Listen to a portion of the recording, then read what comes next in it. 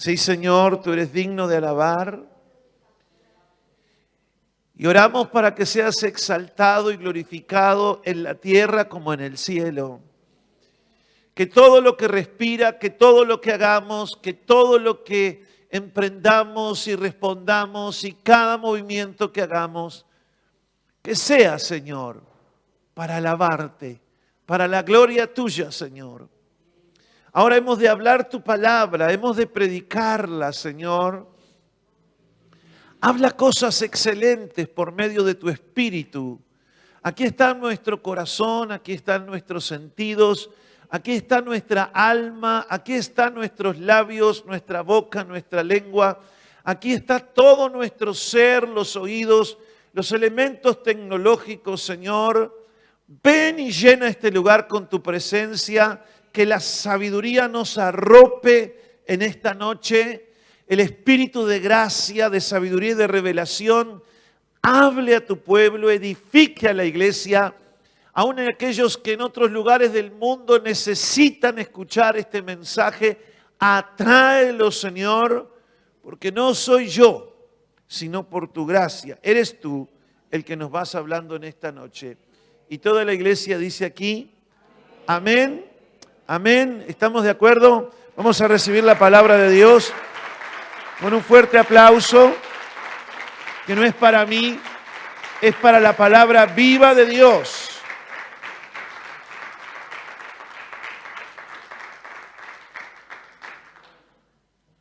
Tomen asiento, bienvenidos. Es cosa buena estar en la presencia de Dios. Nada mejor que estar en Dios y con Dios. La serie del mensaje que vamos a hablar hoy se llama Los tiempos del fin. Y el tema es preparándonos para la sorpresiva venida del Señor. Are you ready? ¿Estás listo para la venida del Señor?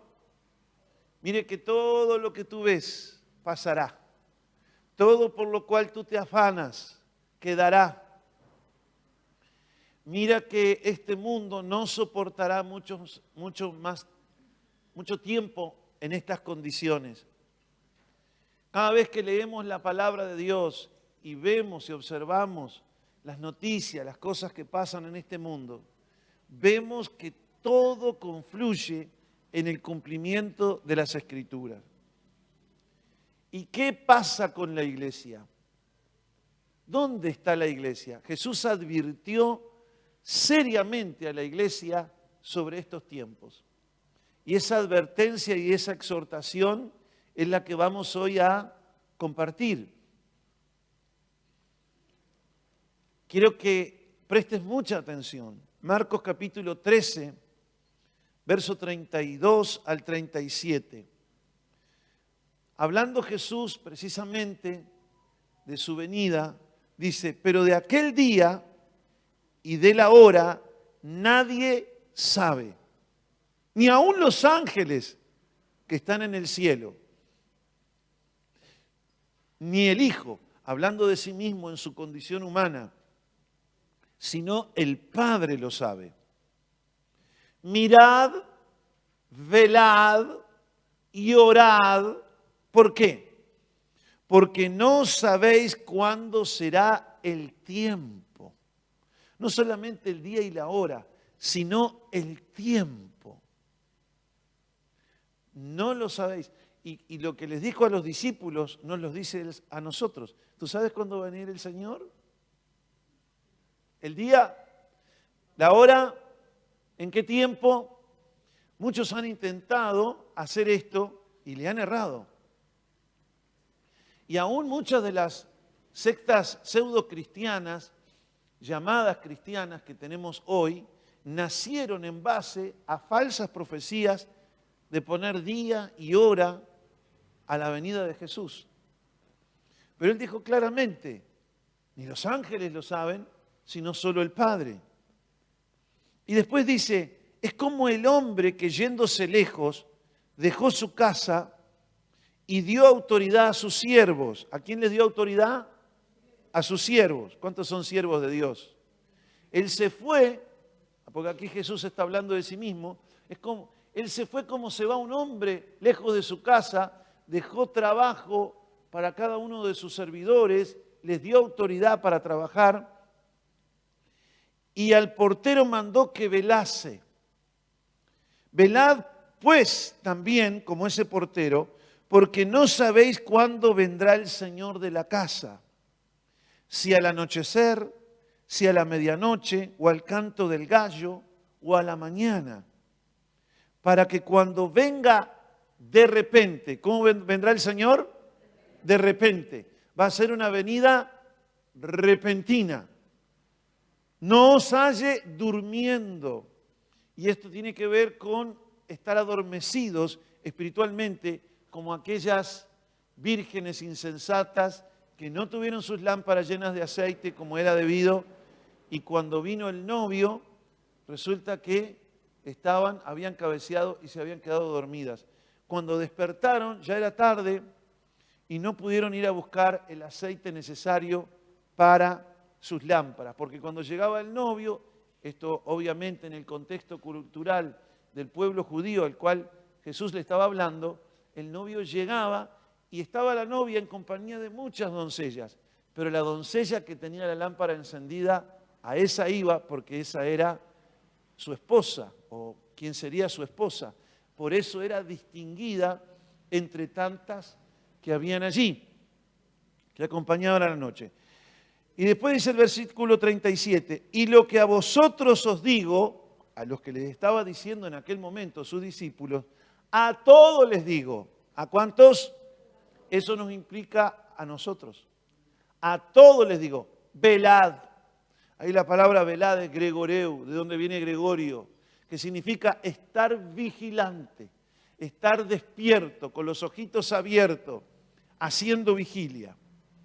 En este, como en otros evangelios, Mateo 24, Lucas 21, nuestro Señor anuncia que después de su resurrección y ascensión al cielo, volvería nuevamente y que esta venida tendría dos aspectos.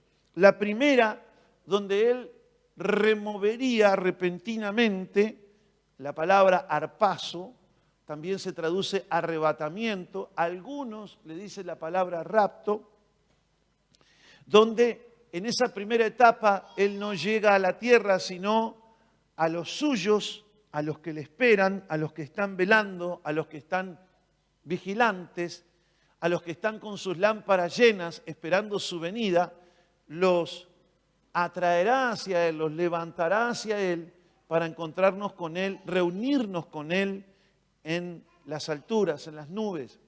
Y con Él también vendrán los que murieron previamente a nosotros siendo creyentes. El apóstol Pablo lo dice de esta manera en 1 Tesalonicenses 4:13, hablando de ese mismo evento, de esa primera etapa, digamos así, del primer aspecto de su venida. Dice, ahora, amados, queremos que sepan lo que sucederá con los creyentes que han muerto.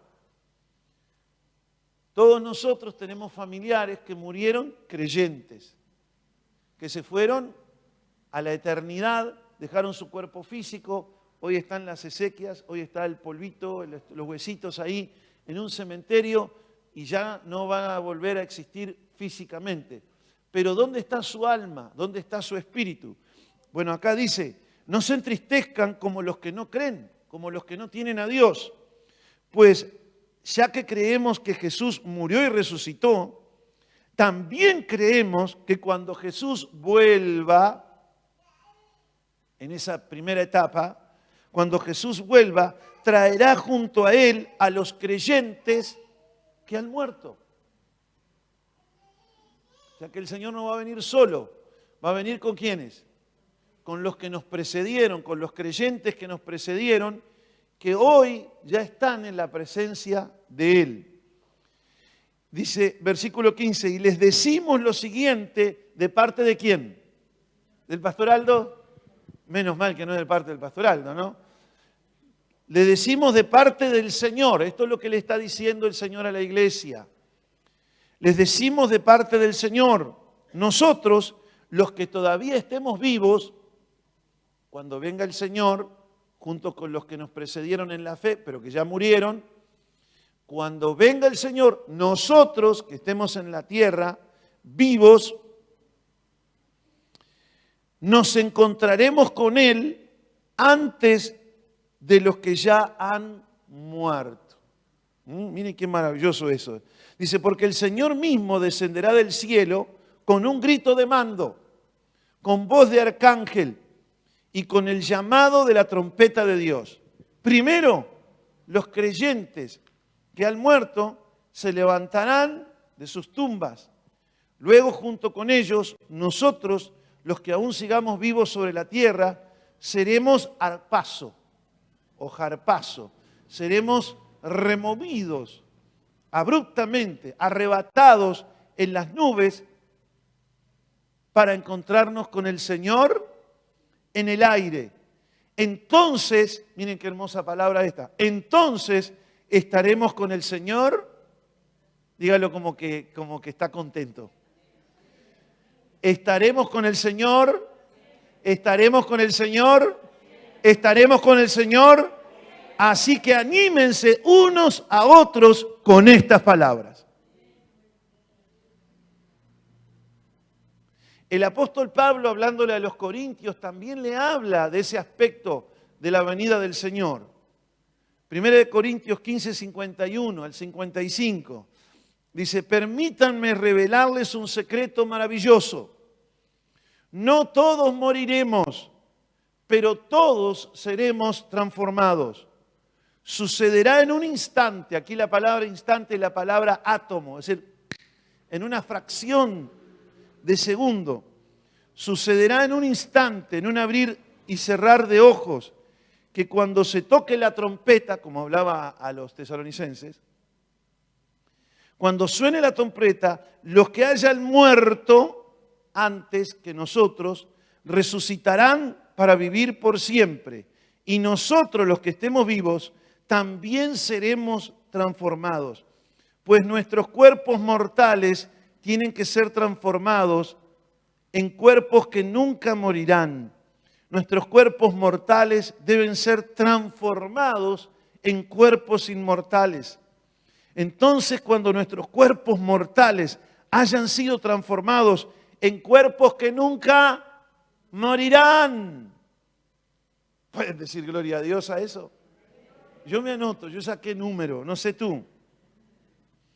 Entonces, cuando nuestros cuerpos mortales hayan sido transformados en cuerpos que nunca morirán, se cumplirá la siguiente escritura. La muerte es devorada en la victoria de Cristo. ¡Oh muerte! ¿Dónde está tu victoria? ¡Oh muerte! ¿Dónde está tu aguijón? ¡Qué maravilloso! Pero también habrá una segunda fase de la venida del Señor. Eso es la primera parte, donde Él no tocará la tierra, donde Él no establecerá su reino, sino que llevará a los suyos con Él, tal como lo hemos descrito aquí. Nuestra reunión será con Él en las nubes y con los que nos precedieron en la fe, pero que ya murieron.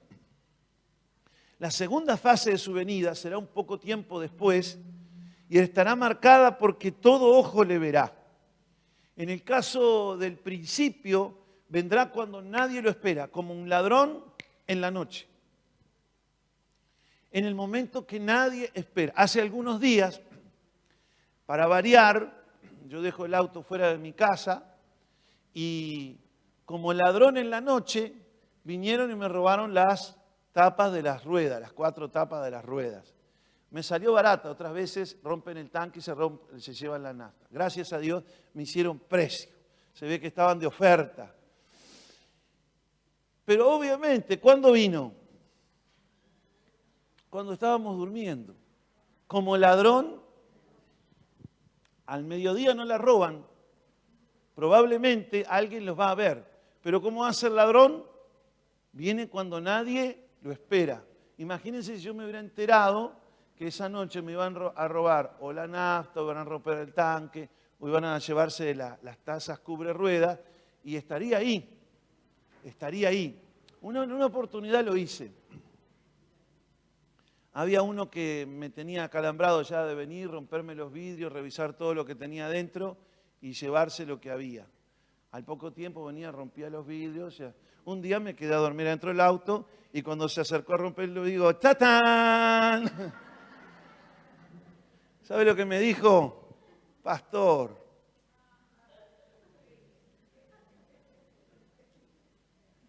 Terminamos a las 3 de la mañana orando, arrepintiéndose. Oh my God. Bueno, vamos con la segunda venida. La segunda fase de su venida estará marcada al revés, porque todo ojo le verá.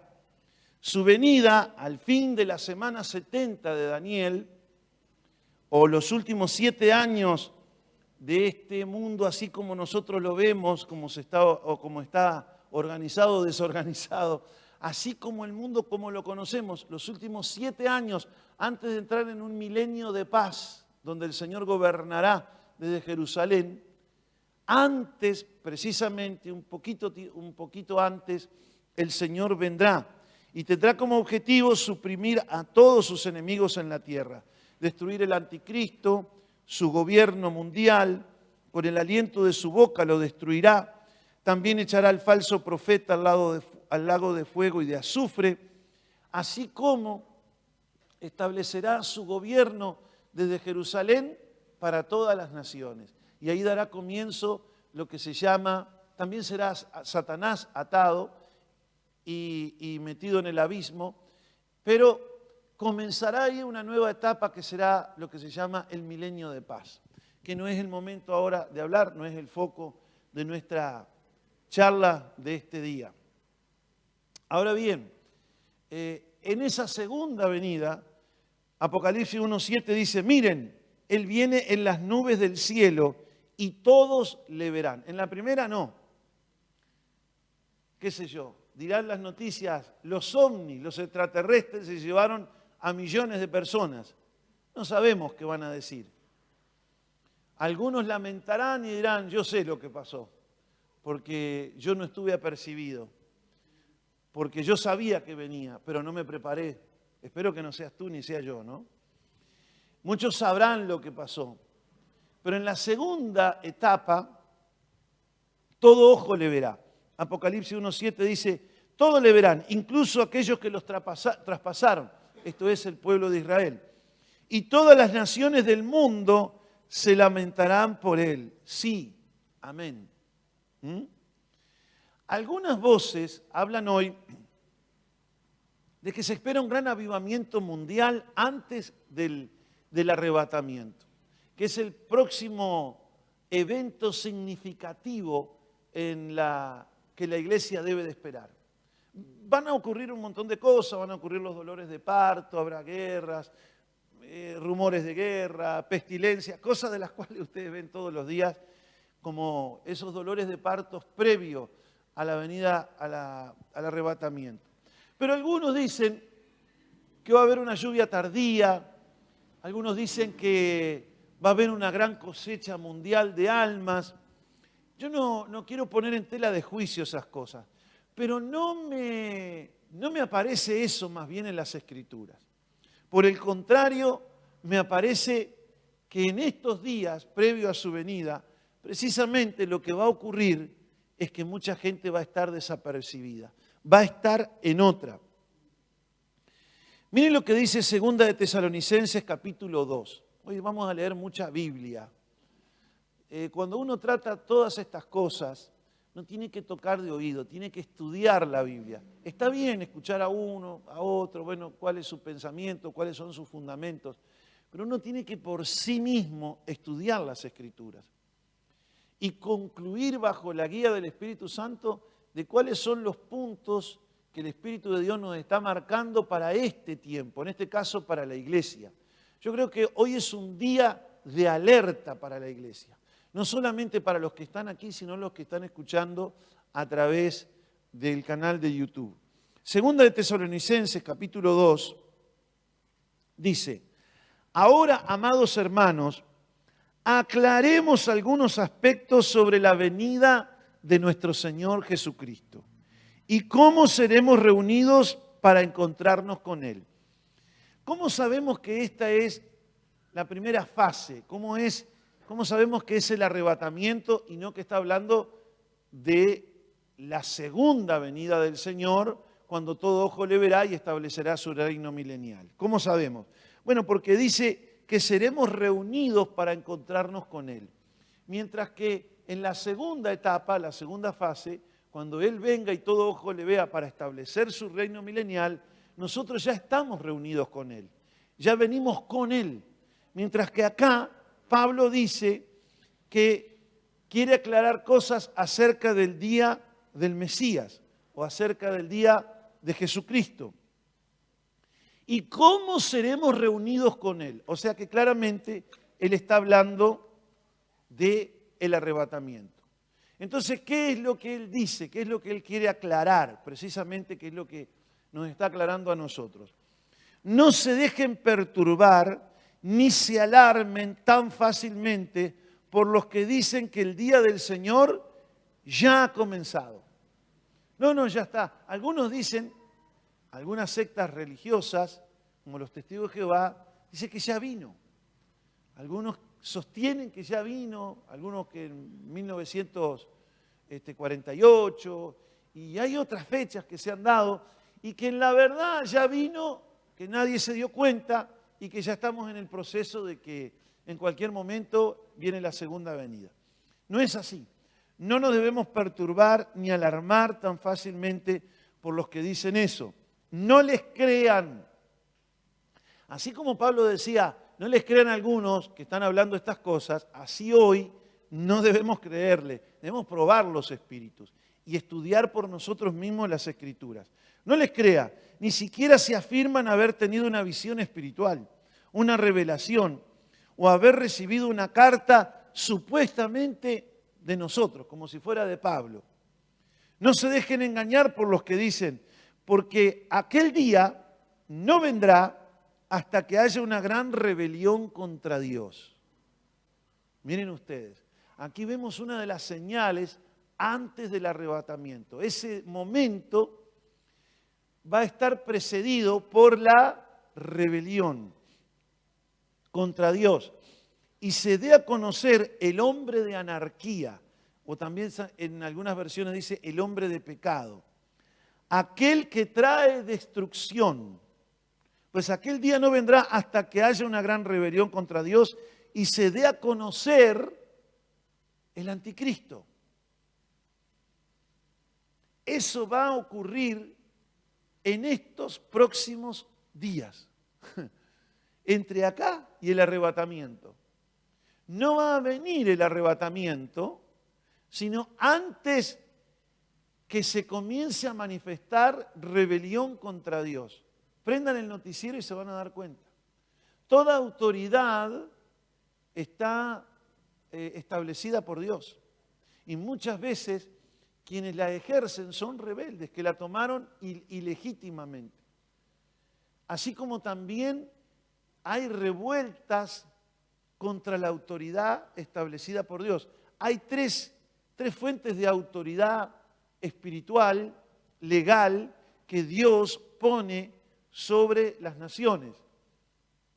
Lo primero es la autoridad civil, porque toda autoridad civil, todo puesto de autoridad, aquí no estamos hablando de personas, sino todo lugar de autoridad ha sido puesto por Dios para darle a través de la autoridad civil orden a la sociedad. Le ha puesto una estructura de leyes y de órdenes para que se pueda vivir quieta y reposadamente. Quienes ejercen esa autoridad tienen que ser preferentemente personas que no estén en rebelión con Dios, porque si no ellos terminan usando la autoridad para alimentar su propia rebelión y hacer cosas en contra de la voluntad de Dios. Ahora bien, la otra fuente de autoridad es la familia. Es la familia, papá, mamá, los hijos, y ya vemos cómo se destruye la familia. Se destruye la familia, ¿por qué? Porque uno o dos integrantes están en rebelión contra Dios. La familia y el matrimonio, que básicamente es lo que fundamenta la familia, son, digamos, las columnas que sujetan el edificio de la familia son conformadas como una institución de la más antigua, antes que el Estado, por Dios mismo. Y Dios le ha dado autoridad al matrimonio y a la familia. ¿Qué sucede? Cuando las personas que ejercen el liderazgo dentro de la familia y no son personas que viven de acuerdo a Dios y que viven en rebelión contra Dios, llevan a la familia a la destrucción. El hombre perverso destruye su familia, destruye su matrimonio, se destruye a sí mismo y además destruye el matrimonio. La mujer necia derriba su casa, mas la sabia la edifica. Ahí tenemos los dos. Aquí no es solamente el varón o la mujer, los dos son elementos que o construyen el hogar, o construyen la familia, o la destruyen, según sea su relación con Dios. Si ellos operan bajo ese espíritu de rebelión, van a destruir lo que sanamente Dios ha puesto en el matrimonio y la familia, que es la autoridad para edificar, para fortalecer y para que hayan familias sólidas y fuertes. Familias sólidas y fuertes, naciones fuertes. ¿Cuántos están entendiendo? Por eso es muy importante que ese lugar sea ejercido con temor de Dios. A veces hay uno que es la columna que soporta a la familia y el otro se porta mal. Y hay que fumarlo. Y hay que soportarlo. Y hay que orar por él, por ahí si ahí se convierte y se vuelve a Dios. Y hay veces que no pasa eso y la persona se termina endureciendo y termina, además de dañando al otro, dañándose a sí mismo, dañando a los hijos y se va, pega un portazo y se va. Ese es el colmo de la rebelión. Y en el matrimonio es como el tango, hay que bailarlo de a dos. Cuando solo uno lleva la carga, se recarga sobre uno y termina muchas veces cansando al creyente.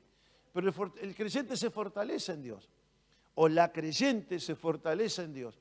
Y tiene en Dios su fortaleza, y tiene en Dios su esperanza, y tiene en Dios su confianza. Y la va llevando hasta que llegue el tiempo en que Dios derima esa situación. Porque Dios también le da tiempo al otro para que se arrepienta. Por eso es tan importante entender que el matrimonio no es el problema, la familia no es el problema, sino quienes ocupan ese lugar, quienes son los instrumentos de forjar ese matrimonio y esa familia. La institución no falla, fallan los hombres. Y fallan porque fallan en su relación con Dios. ¿Cuántos están aquí? Así que sea por rebelión, sea por engaño, sea porque se apartan de Dios, sea por lo que sea, la familia sufre. Así como la familia se mantiene en pie cuando oye la palabra de Dios y la pone en práctica. Cuando el matrimonio, ambos oyen la palabra de Dios y la ponen en práctica. La mujer oye la palabra de Dios y la pone en práctica. Y estima a su marido, y honra a su marido, y lo toma en cuenta a su marido. Y el marido, a su vez, ama a Dios y ama a su esposa como a sí mismo. No tiene cómo perderse, no tiene cómo fallar. Pero ¿dónde se falla? Se falla cuando se alejan de Dios. A veces viniendo a la iglesia, a veces congregándose. Porque que se congregue no significa que después haga lo que aprende en la iglesia. En el verso 4, hablando acerca de ese hombre que va a promover con su espíritu la rebelión, cosa que eso ustedes lo ven por todos lados, las sediciones, el estar en contra de la autoridad civil, también promoverá la anarquía, el desgobierno. Dice, se exaltará a sí mismo y se opondrá a todo lo que la gente llame Dios y a cada objeto de culto. Incluso se sentará en el templo de Dios, y esto acá la palabra templo es la palabra santuario, en el lugar físico que estará allí en Jerusalén, y afirmará que Él mismo es Dios. Yo soy Dios, dirá. ¿No se acuerdan de que les mencioné todo esto cuando estuve con ustedes? O sea que Pablo a los tesalonicenses, cuando les predicó el Evangelio, ya le habló de estas cosas, como yo se las estoy hablando en esta noche. Y ustedes saben qué es lo que lo detiene ahora a ese anticristo y la rebelión. ¿Tú sabes quién es el que lo detiene? Es el Espíritu Santo a través de la iglesia. Es el pueblo de Dios, como instrumento en las manos del Espíritu de Cristo. Él lo está deteniendo. Hay una iglesia que ora. Dios tiene sus amigos que oran, que le piden que incursione en la tierra, que debilite ese espíritu, que sofoque la rebelión, que fortalezca su autoridad en esta nación, que ponga hombres fieles, hombres sanos, hombres que no sean corruptos, hombres justos a gobernar las naciones. Es la iglesia que ora y que hace retroceder a ese espíritu por el poder del Espíritu Santo que está en ella. Hay hasta el momento alguien que lo detiene hasta que llegue el momento en que sea quitado. Va a llegar un momento que va a estar en ese tira y afloje el espíritu del anticristo y el Espíritu de Dios a través de la iglesia, pero en un momento el Señor va a arrebatar la iglesia y el campo le va a quedar libre al anticristo para pastorear a todos aquellos que se rebelaron contra Dios. Usted no se enoje con los que se levantan contra Dios, ruegue por ellos, porque no saben en la que se meten. Porque ya va a haber tiempo en que Dios los va a entregar, como va a decir acá. Dice, ok, está bien, vamos a dejar de pelear, no voy a contender contigo. Los voy a dejar en manos del que ustedes quieren, del que ustedes sirven, y los va a pastorear el anticristo. Ya vamos a ver cómo le va a ir. Entonces el hombre de anarquía, o hombre de pecado, será dado a conocer. Pero el Señor Jesús, y acá hablando de la segunda venida, lo matará con el soplo de su boca y lo destruirá con el esplendor de su venida. Y aquí está hablando de ¿qué? De la segunda venida de Cristo. Ese hombre vendrá a hacer la obra de Satanás cuando venga, con poder, con señales y milagros falsos. ¿Cómo se va a manifestar el anticristo? Con poder, con señales, con milagros falsos. Él vendrá con un falso profeta. Será un líder político brillante. Arreglará todos los problemas que las naciones tienen, tanto geopolíticos como económicos como sociales. Será un hombre brillante y además el falso profeta irá delante de él haciendo señales, milagros y prodigios, porque también va a tener una religión mundial que le va a hacer la veña al anticristo.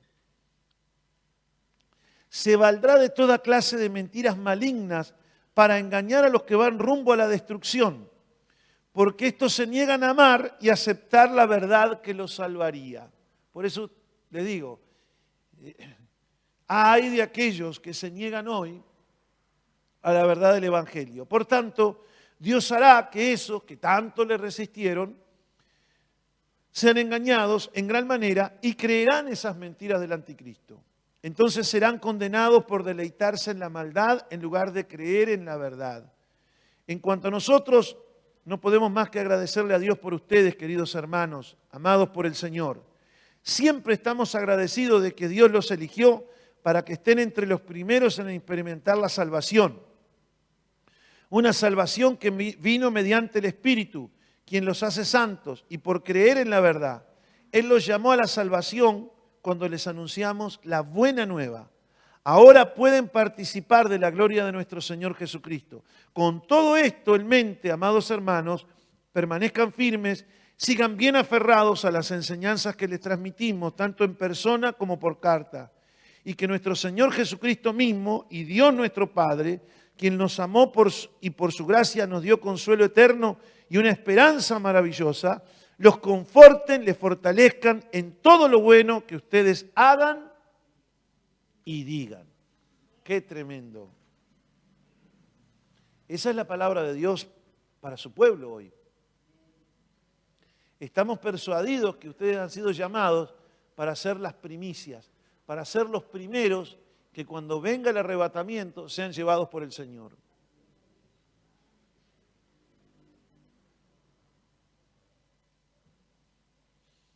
Por tanto, no va a venir el Señor y nos va a llevar para ser reunidos con Él hasta tanto no aparezca ese hombre de pecado. O sea, aquí nos está dando a entender que la iglesia va a visualizar al anticristo. Va a haber rebeliones y actividades anárquicas que la iglesia va a ver. Va a haber una confrontación entre el Espíritu Santo y su pueblo porque va a detener la acción del anticristo. O sea que el anticristo también va a entrar en conflicto con el pueblo y la iglesia de Dios. Y todo eso, dice Pablo, va a ocurrir antes del arrebatamiento. Así que tenemos que prepararnos. 1 Timoteo 4, 1 al 3, miren lo que dice. Lo que siguen a estos días son tiempos muy peligrosos, donde muchos que conocen el Evangelio apostatarán de la fe. ¿Se acuerdan que a los tesalonicenses dice, no vendrá hasta que venga la apostasía, que va a producir el anticristo? Los va a seducir a muchos, se los va a llevar debajo del brazo, van a creer sus mentiras. El falso profeta va a hacer señales engañosas, le van a creer. Y Pablo dice, muchos apostatarán de la fe. Después de conocer el Evangelio, en lugar de creer la verdad, se deleitan en seguir la mentira. Ahora bien, el Espíritu nos dice claramente que en los últimos tiempos algunos se apartarán de la fe verdadera. ¿Qué es lo que nos espera? Cuidado, ¿eh? Hay un milagrero que vino. Cuidado. Cuidado.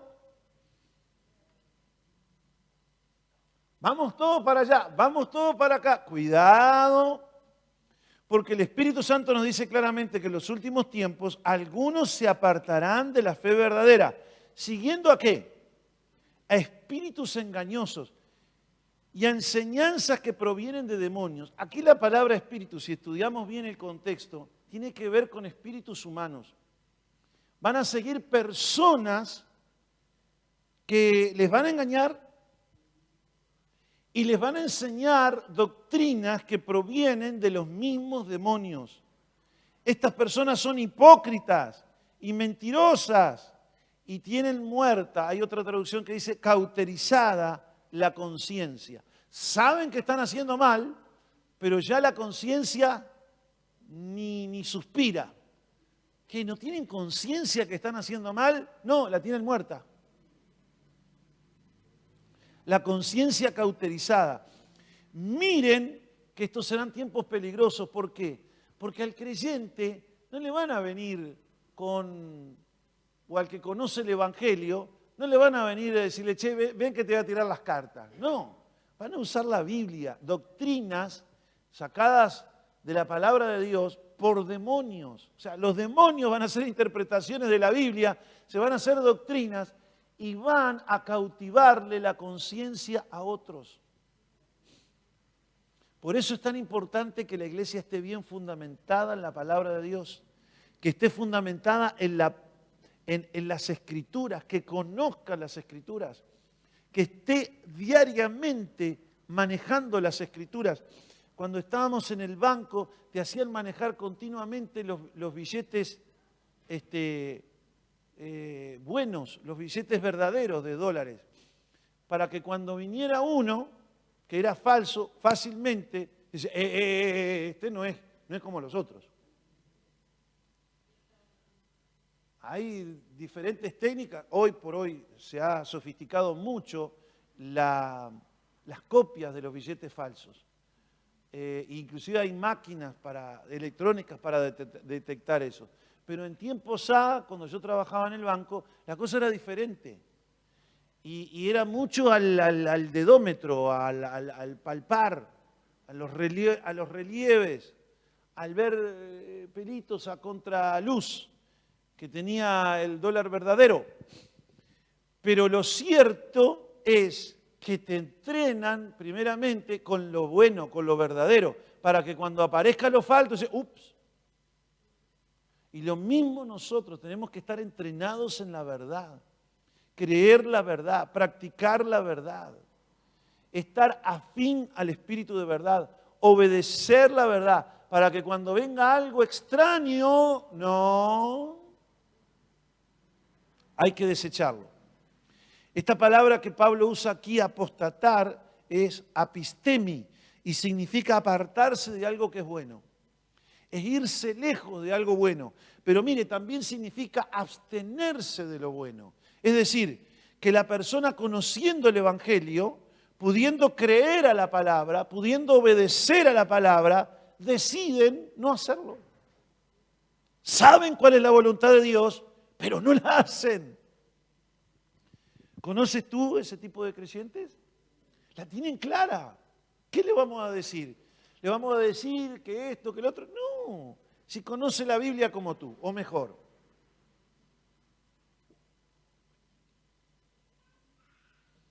Estos son los que la Escritura dice que apostatarán de la fe. Se irán lejos. Es duro esto, hermano. Personas que uno ha discipulado, personas que ha tenido al lado, personas que Dios les ha dicho, tienes un llamado, pero escogen hacer la plancha. Escogen la fácil. No, tengo que cuidar la familia. Pero una cosa no quita la otra, tienes que hacer las dos cosas. Servir a Dios, atender tu llamado y cuida tu familia. No es que es incompatible servir a Dios y cuidar la familia. Pero pon primero a Dios. Pero con esa excusa, tú ves con el tiempo y no hacen nada de lo que Dios les ha llamado a hacer. ¿Peleará, contenderá el Señor para siempre con ellos? No, un día los va a entregar para que crean la mentira. Terrible.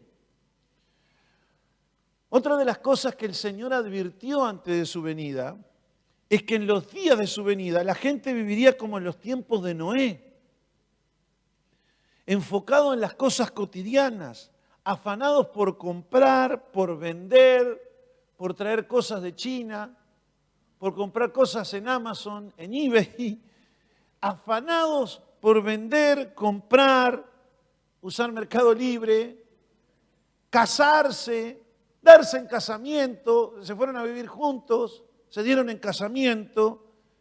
Todo eso, la gente va a estar afanada en las cosas de cada día, hasta que en un momento dice que el arca se cerró.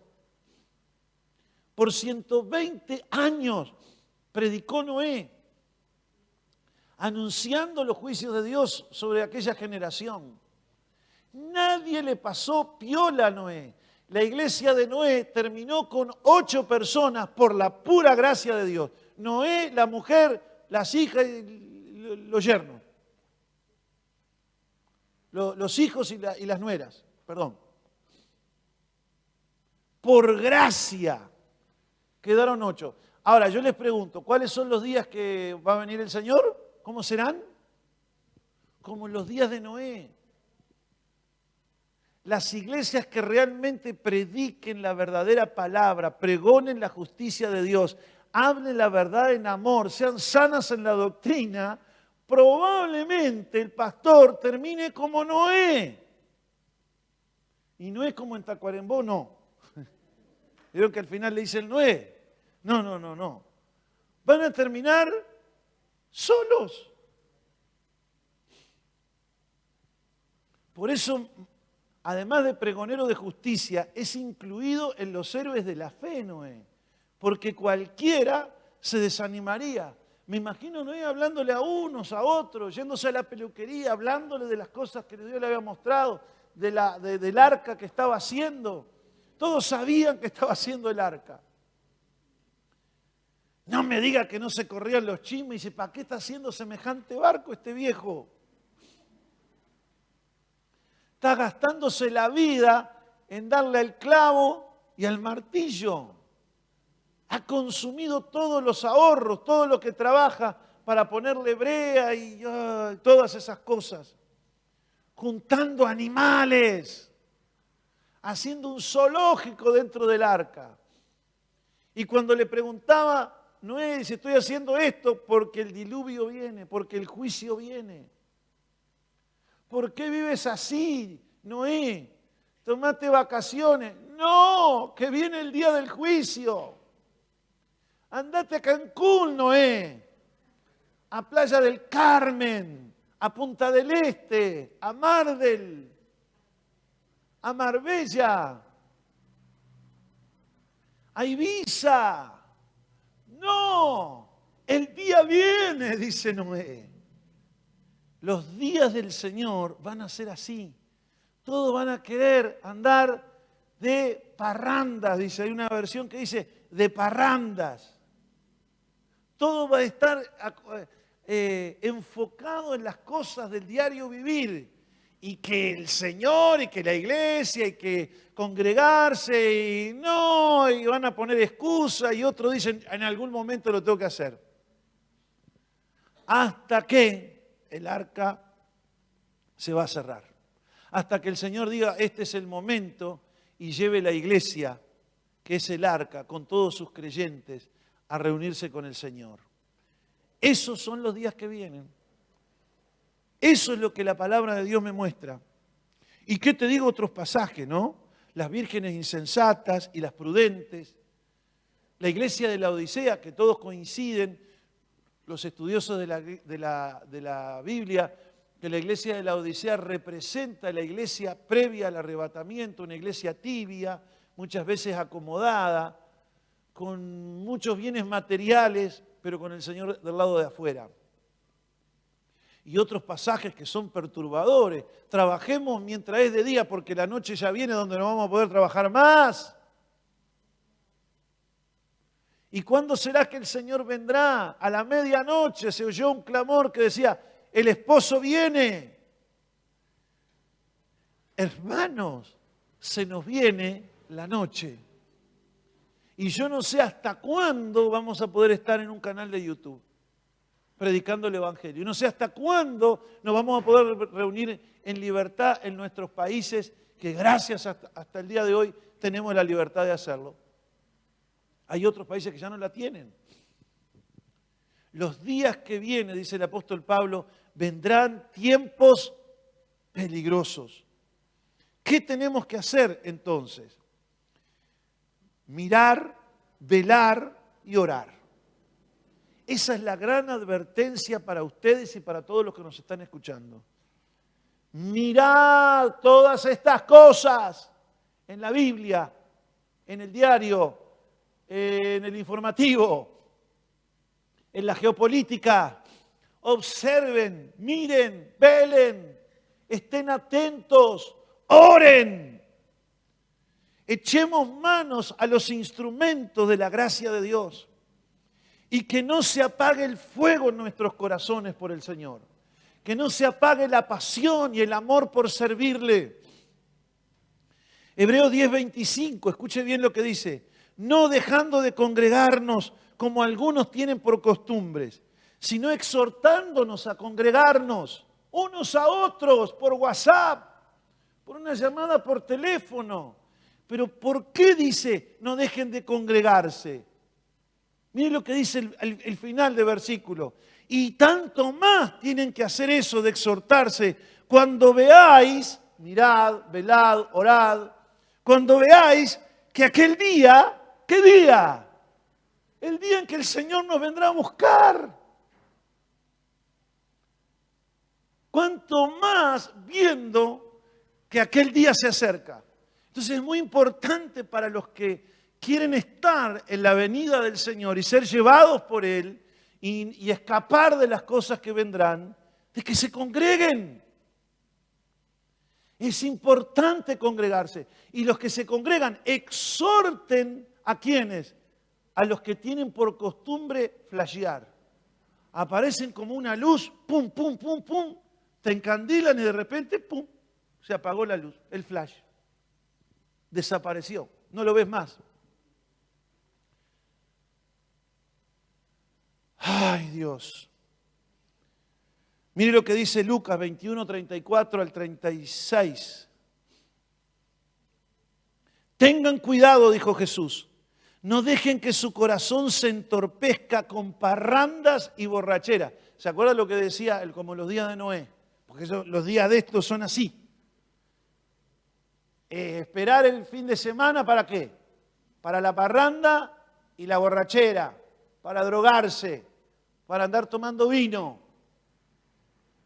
No digo que no tome una copita de vino, para emborracharse con el vino, para andar probando cualquier pareja, despareja por ahí, en cualquier tipo de lujuria, salir a la caza y a la pesca. Tengan cuidado, no dejen que su corazón se entorpezca.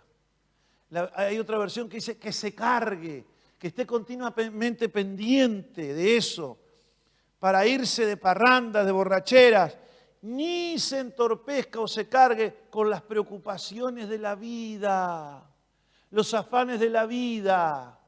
Tengan cuidado. No laburen tanto de manera que no tengan tiempo ni para leer la palabra, ni para tener un tiempo con la iglesia, ni para tener un tiempo familiar con Dios. No se carguen con esas cosas. No dejen que ese día los agarre desprevenidos. Como una trampa va a venir ese día. Pues ese día vendrá sobre cada ser viviente de la tierra. Manténganse siempre alerta y oren para que sean suficientemente fuertes para escapar de los horrores que vendrán y para presentarse delante del Hijo del Hombre.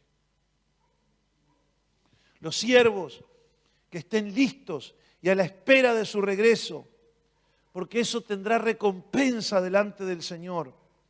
Les digo la verdad, Él mismo les indicará dónde sentarse, se pondrá el delantal y los servirá. Hablando de sí mismo Jesús, mientras están a la mesa y comen en las bodas del Cordero, el Señor mismo, a los siervos que permanecieron firmes, a las siervas que permanecieron orando, buscando, congregándose, sirviendo, predicando, y cuando el Señor venga los encuentre así, será los primeros que va a llamar y decía, siéntate a la mesa, que ahora el que te sirvo soy yo, dice el Señor.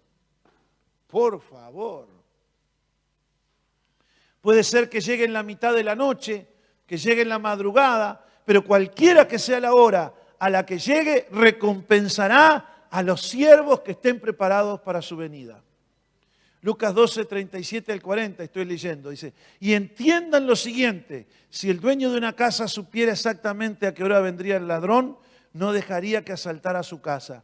Ustedes también deben de estar preparados todo el tiempo, porque el Hijo del Hombre vendrá cuando menos lo esperen. ¿Cuándo vendrá? ¿Lo estuviste esperando hoy? ¡Ah! Yo me pregunto, ¿será hoy, Señor? Cuanto menos ¿qué les hace pensar en esto? Que tienes que estar con 4 ojos. Si yo les he hablado algo que no está en la palabra de hoy, repréndanme y el Señor me reprenda. Pero estoy seguro que lo que he hablado está en la Escritura. Así que déjate de cosas tristes, déjate de afanarte, de cargarte, déjate de vivir en rebelión, déjate de andar de arriba para abajo, déjate de andar buscando locas pasiones y de acomodarte en esta vida. Que nada de eso te va a quedar. Cuando venga el Señor de la gloria, llevará a los que le estuvieron preparados, consagrados y entregados a su Espíritu para presentarse delante de Él y estar en pie delante del Hijo del Hombre. Tanto te aferras a las cosas de aquí abajo, ok, te vas a quedar y el anticristo te va a pastorear. Y te va a poner un presidente y legisladores todos afines a él. ¿Cómo la ves? Dijo Popoliquio.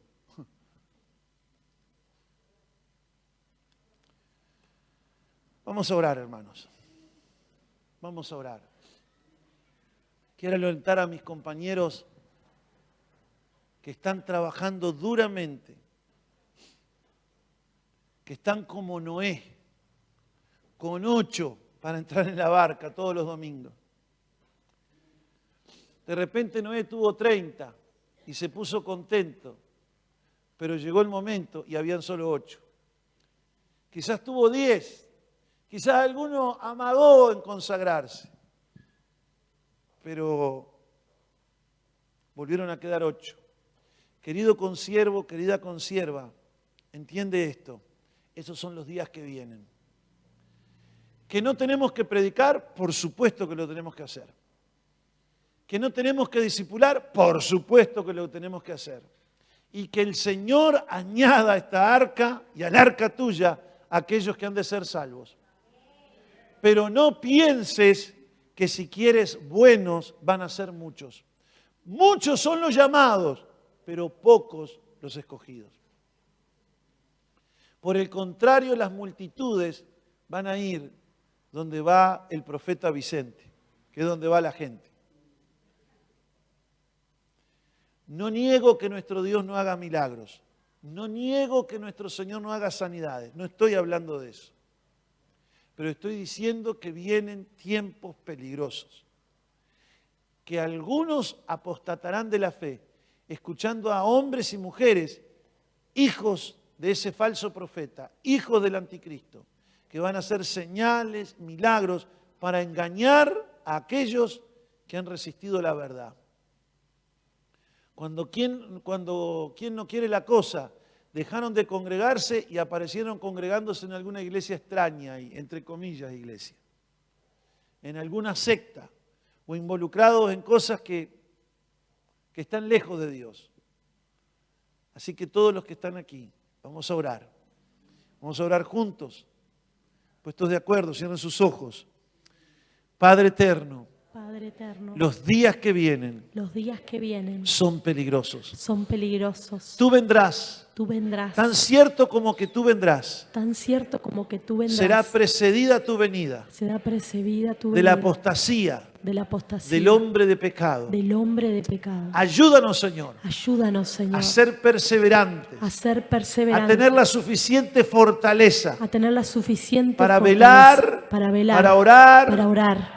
Para servirte, para usar los instrumentos de la gracia, para usar los instrumentos de la gracia, como tu palabra, como el congregarme, para mantenernos firmes, fuertes, sanos, preparados, para que cuando suene la trompeta, seamos transformados, y podamos decir: presente, Señor. He aquí tu siervo. He aquí tu sierva. Que te esperó en pie, en santidad y honor y en dignidad hasta este momento. Queremos escuchar tus palabras, Señor. Ven, buen siervo y fiel. Que en lo poco has sido fiel. En lo mucho te pondré. Queremos escuchar, Señor. Siéntate a la mesa. Porque hoy será servido. Ayúdanos, Jesús. Ayúdanos, Espíritu Santo.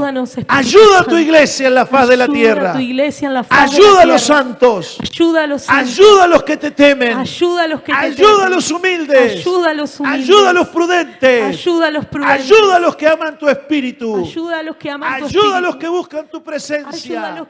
Sosténnos, Señor. Porque tuyos somos. En el nombre de Jesús. Amén. Amén. Amén. Bien fuerte ese aplauso a la palabra de Dios.